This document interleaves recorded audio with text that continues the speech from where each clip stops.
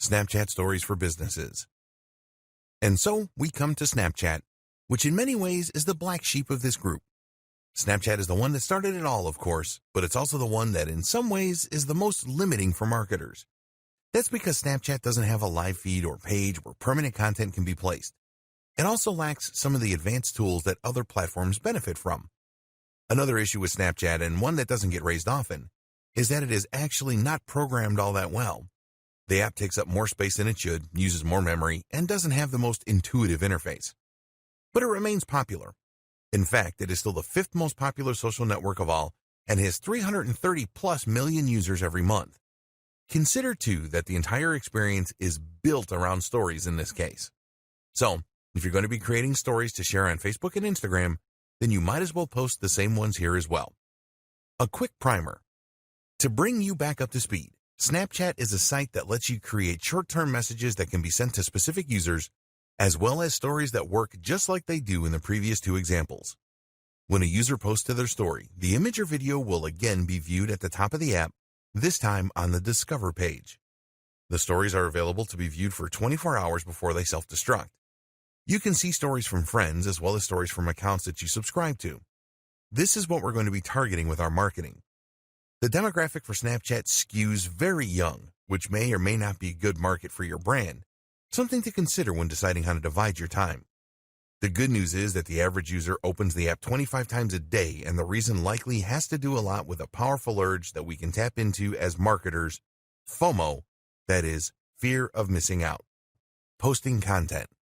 When you enter the app, you'll see there are 4 main windows. Those are Camera, Discover, Friends, and Snap Map. One thing that is very unique about Snapchat is that the first thing you see is you. The Snapchat app opens up onto the camera, which makes it easy to start posting right away. Swiping across the screen is how you navigate between the different windows.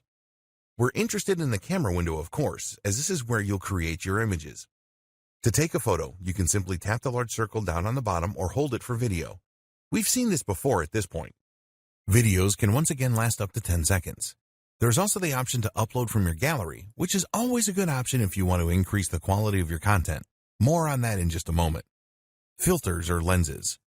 As with the other platforms, you have a lot of interesting options for decorating and augmenting your stories at this point.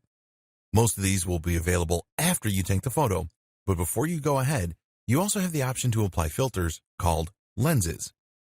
Lenses are effectively filters that will add different accessories to your face or alter it in humorous and creative ways.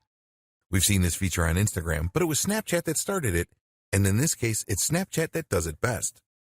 Since the much-vaunted 2.0 update a few years ago, Snapchat filters have become extremely advanced, using full computer vision in order to alter faces in real time in 3D.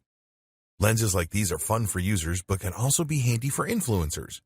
For one, they give you something to share when you might not have anything in particular to say. People will love seeing their favorite content creators goofing around, and it's an easy way to show your lighter side. The other benefit is that these filters will often explode in popularity suddenly, and that way give you a great way to get in on a trending movement. To access these filters, either tap on your face in the photo or use the face icon just next to the capture icon. From here, you can then take a photo or film as normal. Editing content. Next come the different editing options you have available to you once you've taken a photo. These include stickers, which you can apply around the image's decoration. Stickers come in a lot of different shapes and sizes. You'll search through them based on category, and from there you can add them to your post. These are updated all the time and provide a great way to quickly communicate a concept to your viewers, so they're worth exploring. The T icon will allow you to type and edit the font, and the pencil icon will allow you to draw on the photo or video in real time. The scissors icon lets you crop your image in order to create new stickers from it, which is a very handy feature if you use it properly. The stopwatch icon is what allows you to set how long you want your content to be visible to the recipient for. This includes your stories and lets you show a quick glimpse of something or show a longer image that gives the user time to read. Things can get quite nuanced here, depending on how creative you want to get with it.